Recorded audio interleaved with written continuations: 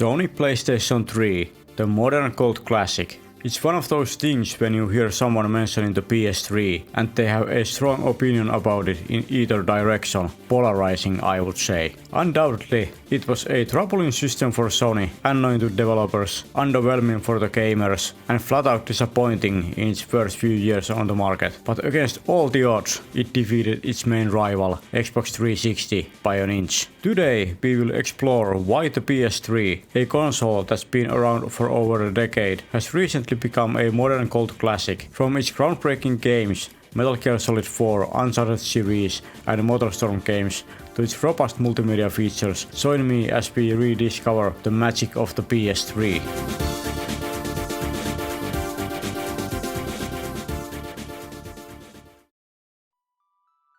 Let's get the short backstory of the system's development and release and how it became victorious against all the odds.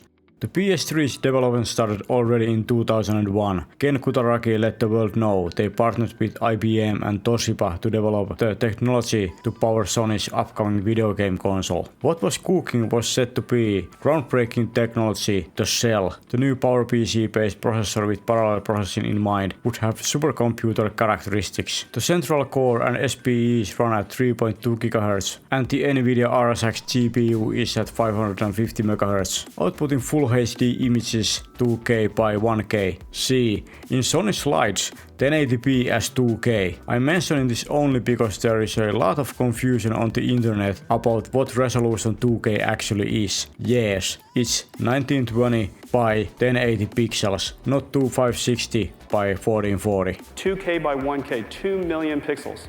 There's 256 MB of XDR main memory on board, 256 MB of GDDR3 video memory and a detachable HDD. This split memory configuration will bite them later in the PS3's lifecycle. PS3 also had initially planned to have a ridiculous amount of I/O in terms of 6 USB ports, memory card readers, 2 HDMI outputs, AV multi-out, digital audio output, and 3 Ethernet ports, in addition to Bluetooth and Wi-Fi. Most of this senseless stuff had to go before the release, like extra Ethernet ports, other HDMI output, and most USB ports. Later revisions even lost memory card readers, like my fat PS3 from 2009. In 2004, Sony announced that PS3 would utilize new Blu-ray technology as primary game media, have Blu-ray movie playback retaining the CD and DVD playback, and be backward compatible with earlier PlayStation games from the original PlayStation and PS2. Launch units would end up having Emotion Engine on board, which was the heart of the PS2, and Sony removed it as cost-cutting measure from later models. It's 2005. PlayStation 2 was still selling like hotcakes after announcing a price drop to $149 the previous year at E3. It's probably partially because early adopters consoles had more than likely already stopped reading discs at that point. So, if they wanted to continue to play PS2 games, they bought another one if they didn't have the patience to wait for the upcoming release of PS3. Most of them probably couldn't afford it because it cost $599 when it launched in North America on November 17, 2006. And Sony still took around $200 of loss on every unit. They said you want it so bad that you'd work more hours. Did you work more hours to buy PS3 in 2006? Tell us your story in the comments if you did.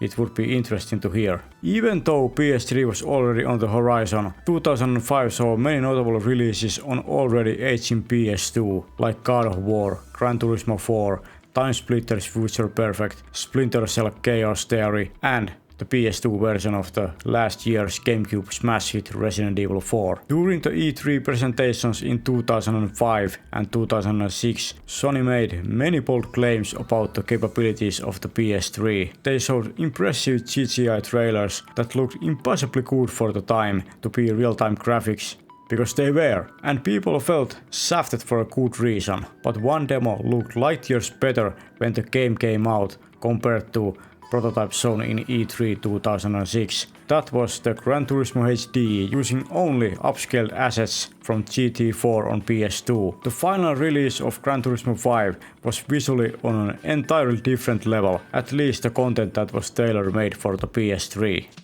PlayStation 3 launched on November 11, 2006 in Japan and 6 days later on November 17 in North America in limited quantities, which meant Europe had to wait months until March 23, 2007.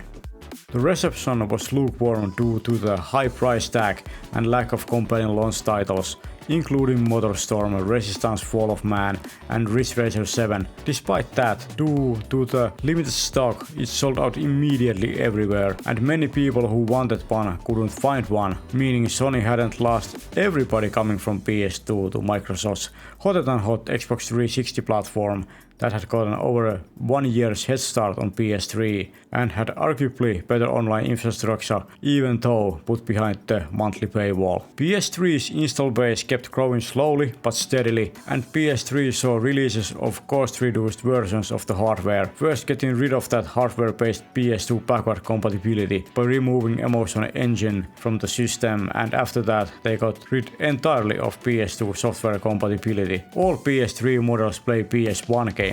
I'm mentioning this because I have seen confusion and even misinformation about this online. In 2009, Sony refreshed PS3's branding, altogether ditching that infamous Spider-Man font branding in favor of the current era of PlayStation branding and releasing a revised hardware model known as PS3 Slim, along with the beloved Kevin Butler marketing campaign.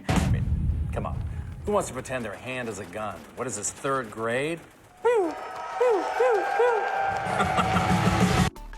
At new lower price at $299. Remember when E3 press events were fun and good? Yes, this was the peak of that. Rest in peace E3, 1995 to 2021. At this time, PS3 was finally running on all cylinders, and we had some fantastic first-party efforts from Sony like Uncharted 2 Among Thieves and Ratchet & Clank Wrack in Time, Killzone 2 and Infamous 2. Uncharted 2 was a sequel to the somewhat popular Uncharted 2 years earlier that had sold 2.6 million copies until 2009. Notable third-party games were Batman Arkham Asylum, Assassin's Creed 2, Colin McRae Dirt 2, Flower, Wet, Bayonetta, Borderlands, Ninja Gaiden Sigma 2 and UFC 2009 Undisputed, which was the first official UFC game by THQ and my personal first PS3 game when I bought PS3 in 2009. 2009 was a fantastic year for games overall. Of course, some of these third-party games were rough on PS3 compared to the competition's version, but I'd say they were playable enough on the system at the time. And more importantly, PS3 received proper third-party support. At that time, Sony had miraculously recovered PS3 and quality third-party software titles kept coming out steadily. Also, third-party developers started to have some grip on developing games for the machine, and financial incentives were there. Players saw this as more or less parity in the quality of the games on PS3 compared to their Xbox 360 counterparts. In 2012, the PS3 hardware saw another revised model called Super Slim. PS3 was already on the horizon, but the 7th gen wasn't over yet. Sony had caught up with Microsoft's best-selling Xbox at over 80 million units sold, and PS3 truly redeemed itself. PlayStation 3 wasn't a complete flop for Sony in the end, even though the technology running the PS3, the Cell broadband engine was, and PS3 was the only consumer device to use it. It was the complete opposite what SIT wanted it to do. As we know, the PS4 would be the first console from Sony to utilize x86 PC architecture designed by Mark Cerny. Like Ken Kutaragi had said some years ago about the next PlayStation, it's not my responsibility. Some notable games released in 2012 were Borderlands 2, Assassin's Creed 3, Mass Effect 3, Far Cry, Journey, Dishonored, Max Payne 3 and more. Maybe not many releases from Sony's first party, the Worldwide Studios. Some games kept coming out in the following year, 2013, like probably the two biggest games of the whole generation, The Last of Us and GTA 5. I remember when I bought the PS4 in late 2013 when it launched. I still played more PS3 during the next year or so. There you go. Here's a little history of PS3 and its low odds of coming on top in the console race in that generation. Wii doesn't count. Your grandma probably bought one, played it once and forgot about it.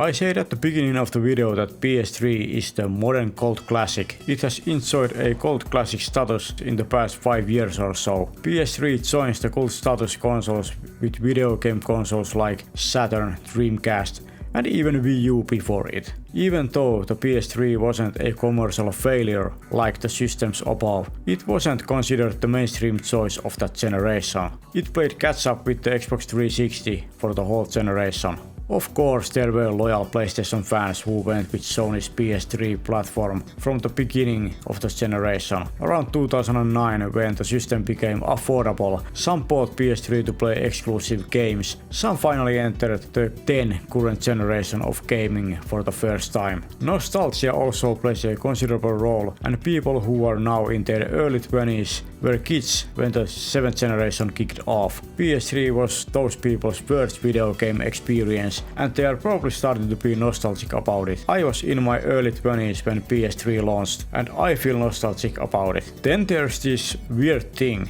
People are curious how certain games were on the PS3 back then, because PS3 more than likely wasn't the platform they played them on before. As we all know, the PS3 version got the short end of the stick during the early development days, similar to how people talk about Saturn versions of 3D games from that era. Inferior but exciting. And of course, there's a lot of exclusive content on PS3 that was never ported anywhere else, even though Sony brought their biggest franchises from PS3 to PS4. Metal Gear Solid 4 is probably the most desired of them all. The Kojima Epic has been only available to be experienced on PS3 so far, until the recent developments in PS3 emulation on PC. However, in the end, you are still playing a PS3 game. People are still playing on their PS3s worldwide, and there are many reasons why they spent their time on this obsolete platform. Some people prefer to play on PS3 because it always had and still has free online multiplayer, as it should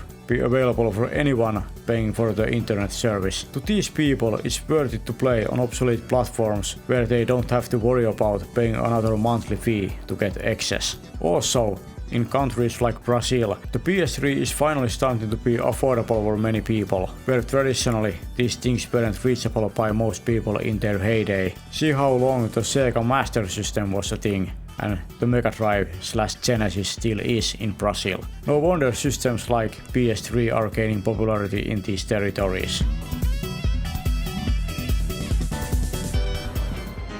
My reasons are a little different though. PS3 represents the era of video games that were still made for me as a gamer, but have the most modern graphics, including fully programmable shaders that make a huge difference on how the games look. Sure, some patches, DLC and microtransactions started to creep up in the late generation, but it's still not an issue on PS3. And of course, most notably, the content was still made for me and not for somebody with a loud mouth on social media who doesn't care about the medium. PS3 also features an incredible surround soundstage in games, way better than the PS4 in most cases, because PS4's low performance CPU couldn't handle it. It lacked dedicated sound processing hardware, but PS5 is a step in the right direction again with its Tempest 3D audio and ability to wrap it to a Dolby Atmos container. Regardless of that, I think PS3 games had more impressive sound.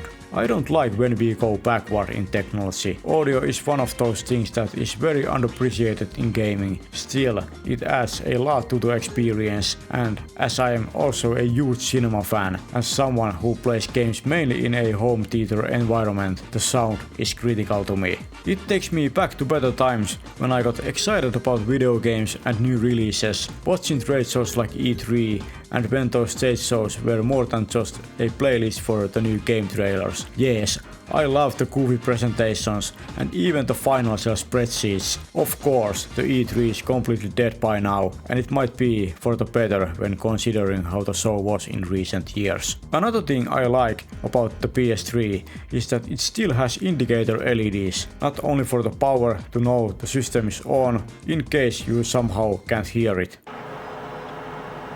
PS3 has an LED to indicate if the disc is inserted or not. Sadly, it doesn't double as disc-seeking light, but it's still better than not having it. I know if there's a disc in the system just by glancing at it, but I can't say the same about newer PlayStation systems. Not only that, but it also has a Wi-Fi activity and HDD activity LEDs.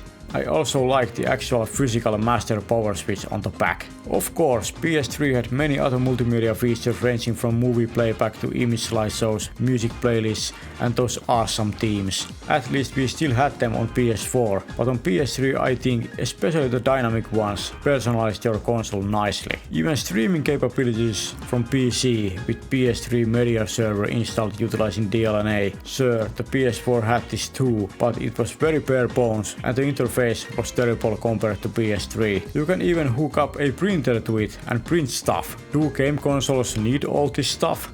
No, it was still cool stuff. I didn't mention the other OS functionality yet that lets you install a Linux operating system and stuff. Because of security reasons, Sony sadly removed this advertised feature in April 2010. A lawsuit happened and a major PSN hack occurred. That's a story for another video though.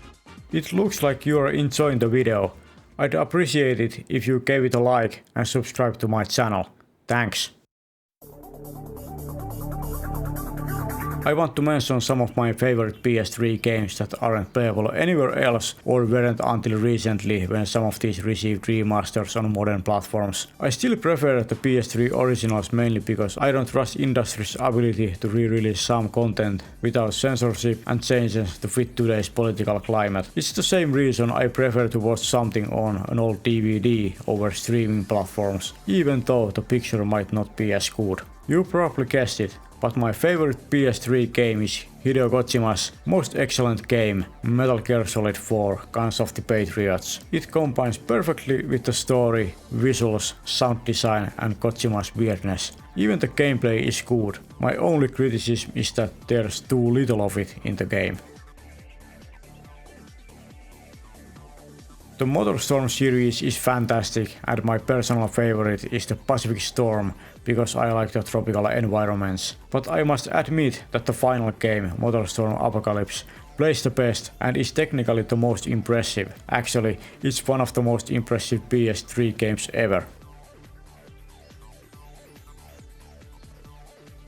I love Ninja Gaiden Sigma games, especially the second one, Ninja Gaiden Sigma 2. You might think I like the censored version of the Xbox 360 game? Well no, it's not the same game. If you have played the 360 game, you haven't played the PS3 game. These were recently remastered on modern platforms, but Sigma 2 is based there on the PS Vita game, which again is not the same game as Sigma 2 on PS3, so it's still only on PS3.